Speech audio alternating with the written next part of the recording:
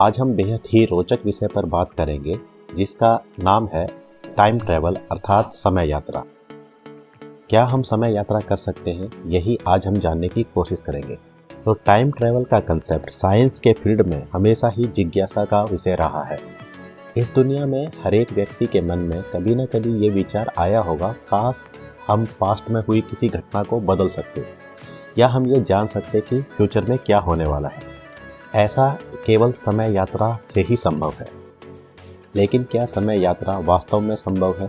आपको संपूर्ण जानकारी देंगे, बने रहें हमारे साथ। समय यात्रा की कल्पना सबसे पहले 1895 में जॉर्ज वेल्स नामक एक व्यक्ति ने की थी, जिन्होंने अपने उपन्यास यानी नॉवल में, जिसका नाम टाइम मशीन था, उसमें समय यात्रा का जिक्र किया था।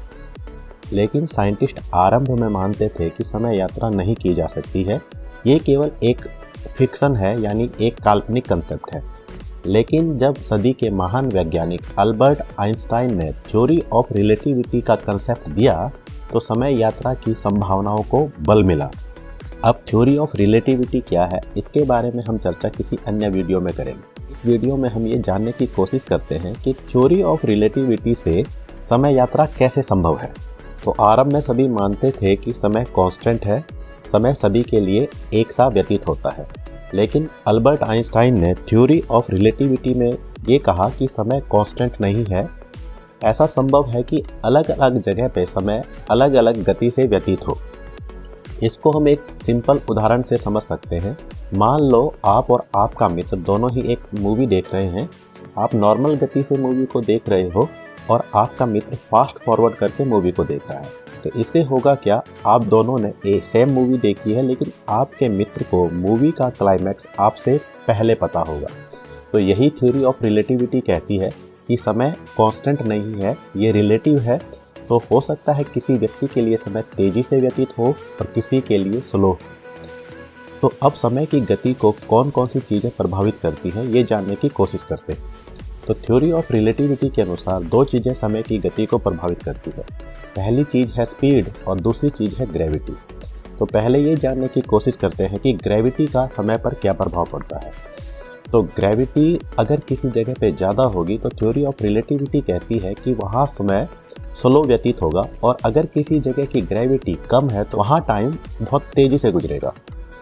जैसा कि हम सभी जानते हैं कि ब्लैक होल की ग्रेविटी काफ़ी ज़्यादा होती है। ऐसे में होगा क्या, अगर कोई व्यक्ति ब्लैक होल के करीब चला जाता है तो उसके लिए समय बहुत ही स्लो हो जाएगा। इसी विषय पर एक हॉलीवुड की मूवी भी बनी है जिसका नाम है इंटरस्टेलर। तो हम कह सकते हैं कि ग्रेविटी समय की गति को प्रभावित करेगी। अगर हम ऐसी मशीन बना ले जिससे हम ग्रेविटी को कंट्रोल कर सकें तो हम समय को स्लो या फास्ट कर सकते हैं, यानी हम टाइम ट्रैवल कर सकते हैं। अब दूसरी चीज़ जो समय की गति को प्रभावित करता है वो खुद है गति, यानी स्पीड। थ्योरी ऑफ रिलेटिविटी कहती है कि अगर कोई वस्तु प्रकाश की गति से चले तो उसके लिए समय कांस्टेंट हो जाएगा, अर्थात उसके लिए समय नहीं बीतेगा। इस बात को हम ऐसे समझ सकते हैं कि मान लो आप किसी कार में ट्रैवल कर रहे हो और वो कार लाइट की गति से गति कर रही है, तो आपके लिए समय नहीं बीतेगा। यानी आप 25 साल के हो और आपने मान लो 10 साल लगातार कार में ट्रैवल किया, तो आप 25 साल के ही रहोगे। तो ये दूसरा कंसेप्ट है कि अगर किसी वस्तु की गति तेज होती है तो समय उसके लिए स्लो बीतता है। अगर हम ऐसी मशीन डेवलप कर लें जिससे हम प्रकाश की गति से यात्रा कर सकें तो हम समय को रोक सकते हैं। लेकिन अब सवाल ये उठता है, क्या वर्तमान में समय यात्रा संभव है? तो इसका आंसर है अभी तक तो नहीं, क्योंकि ना तो हम आज तक ऐसी मशीन बना पाए हैं जिससे हम ग्रेविटी को कंट्रोल कर सकें, और ना ही हम ऐसी मशीन बना पाए हैं जिससे हम लाइट की स्पीड से यात्रा कर सकें। ऐसा इसलिए है क्योंकि ऐसी मशीनों को चलाने के लिए हमें बहुत ज़्यादा एनर्जी चाहिए, और अब तक हम एनर्जी का ऐसा सोर्स ही डेवलप नहीं कर पाए हैं जिससे ऐसी मशीन बना के ऑपरेट की जा सके। तो हो सकता है निकट भविष्य में ऐसी मशीन बन पाएँ और समय यात्रा संभव हो पाए। तो आज के वीडियो में इतना ही। Thanks for watching. जय भारत, जय हिंद।